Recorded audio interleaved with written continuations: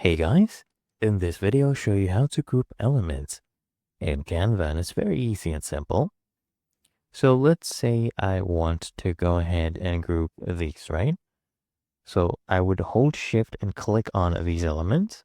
So this one, hold shift and click on this one as well, this one.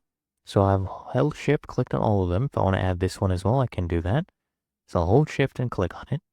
And then guys, where you see is an option that says group.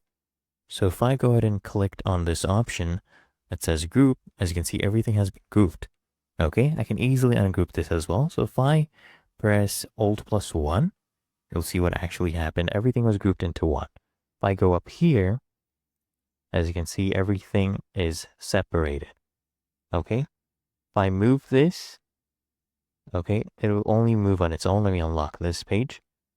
As you can see, only that one part would be moving if I only selected that. But if I come back here, since it is grouped, right? If I move anything here, the whole thing would move. And there you go, guys. It's really that easy and simple.